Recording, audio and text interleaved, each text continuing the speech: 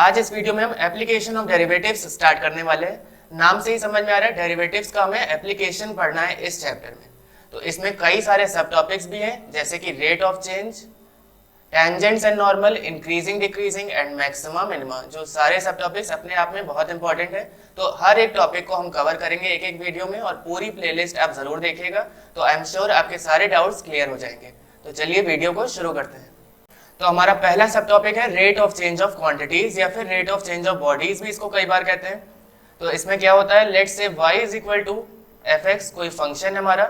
इसको बोलने का तरीका है y is the function of x। x हमारा यहाँ पे क्या है, इंडिपेंडेंट वेरिएबल, ये सब आपको पता ही है ऑलरेडी, और y है डिपेंडेंट वेरिएबल। अब अगर हम x की वैल्यू में स्लाइड चेंज करते हैं, लेट्स से डेल x का, तो क्या y में चेंज होगा? बिल्कुल होगा। y में भी डेल y का चेंज हो जाएगा, यानी अगर x को हमने थोड़ा सा चेंज किया तो y भी थोड़ा चेंज होगा ही। और इसी del y upon del x को हम एवरेज रेट ऑफ चेंज भी कहते हैं।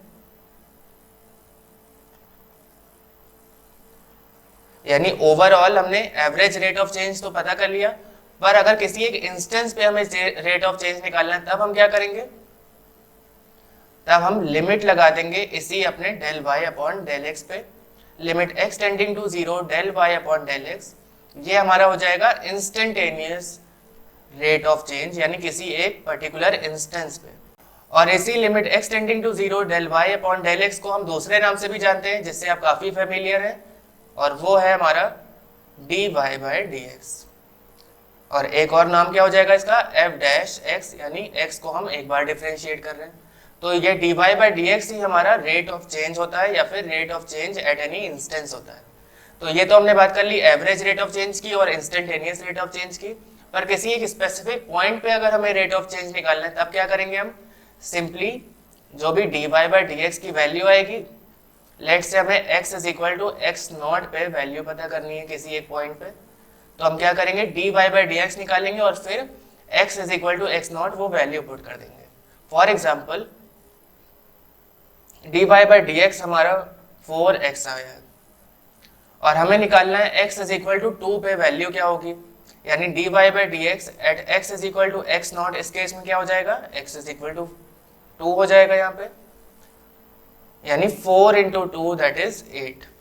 तो हमारे पास पहला क्वेश्चन है, find the rate of change of area of circle with respect to its radius when r is equal to 3 centimetre. तो सबसे पहला स्टेप आपका क्या है कि आप क्वेश्चन को अच्छे से रीड करिए, और उसके बाद जो भी हमें फॉर्मूला लिखना है वो फॉर्मूला आप क्वेश्चन से ढूंढिए कि कौन सा फॉर्मूला अप्लाई होने वाला है। यहाँ पे हमारा एरिया ऑफ सर्कल की बात हो रही है, तो हम a is equal to pi R square, circle का एरिया फॉर्मूला लिख देंगे। और उसके बाद हमें क्या इन्होंने कहा है कि find the rate of change of area of circle with respect to its radius, यानी हमें क्या निकालना है, dA अपॉन dr। ऑलराइट, तो हम क्या करेंगे, डिफरेंशिएट करना पड़ेगा हमें इसको both side, differentiating both sides with respect to x। नहीं, इस केस में क्या होगा, विद रिस्पेक्ट टू r, क्योंकि रेडियस के टर्म्स में बात हो रही। तो एरिया को डिफरेंशिएट करेंगे रेडियस के टर्म्स में, तो dA अपॉन dr आ जाएगा। पाई हमारा कांस्टेंट है, एज इट इज रहेगा। r स्क्वायर का डिफरेंशिएशन 2r हो जाएगा, ये ऑलरेडी आपने पिछले चैप्टर में पढ़ा है, यानी 2 पाई r हमारा dA अपॉन dr आ गया। ये तो इंस्टेंटेनियस रेट ऑफ चेंज आ गया, पर पर्टिकुलर पॉइंट पे हमें बताना है, यानी r की वैल्यू जब 3 सेंटीमीटर है, तब हमें वैल्यू बतानी है rate of change of area की। तो हम सिंपली जहां पे r है वहां 3 पुट कर देंगे, तो ये हो जाएगा 6 पाई। और यूनिट लिखना बहुत इंपॉर्टेंट है, एरिया की यूनिट है centimetre square per centimetre, which is for radius. यानी ओवरऑल हमारे पास 6 pi centimetre square per centimetre क्या आ गया है, rate of change of area with respect to its radius. तो हमारा अगला क्वेश्चन है, stone is dropped into a quite lake and waves move in circle at the speed of 3.5 centimetre per second. किसी एक स्टोन को हमने शांत lake में डाला है, और उसकी वजह से क्या हुआ, करंट्स फॉर्म हो रहे हैं, वेव्स फॉर्म हो रहे हैं, और वो भी सर्कुलर वेव्स हैं, ऑलरेडी इन्होंने बता दिया है। अब धीरे धीरे क्या होगा, ये वेव्स का एरिया बढ़ेगा, और एरिया बढ़ रहा है इसका मतलब रेडियस भी बढ़ेगा। तो रेडियस किस स्पीड से बढ़ रहा है इन्होंने क्वेश्चन में ऑलरेडी बता दिया, यानी at the speed of 3.5 centimetre per second क्या है हमारा, rate of change of radius with respect to time, क्योंकि पर सेकेंड है तो टाइम के रिस्पेक्ट में रेडियस चेंज हो रहा है। At the instance when the radius of circular wave is 7.5 centimetre, यानी r is equal to R not हमें क्या गिवन है, r is equal to 7.5 centimetre. How fast is the enclosed area increasing, हमें बताना है कि किस रेट से एरिया इंक्रीज होना है, यानी dA अपॉन dt निकालना है। तो यहाँ पे भी हम क्या करेंगे, एरिया ऑफ सर्कल का फॉर्मूला लिखेंगे और फिर इस बार इसको डिफरेंशिएट करेंगे r के रिस्पेक्ट में नहीं, t के रिस्पेक्ट में। तो dA अपॉन dt क्या हो जाएगा, 2 पाई r, और फिर r को डिफरेंशिएट किया t के रिस्पेक्ट में तो dr अपॉन dt हो गया। ऑलरेडी जो जो हमें गिवन है वो हम पुट कर देंगे, 7.5 रेडियस की वैल्यू है और dr अपॉन dt 3.5 है, तो इससे हमारा फाइनल आंसर आ जाएगा। तो अब आपको समझ में आ रहा होगा किस तरह से हमें अप्रोच करना है। तो चलिए कुछ और क्वेश्चंस भी देखते हैं।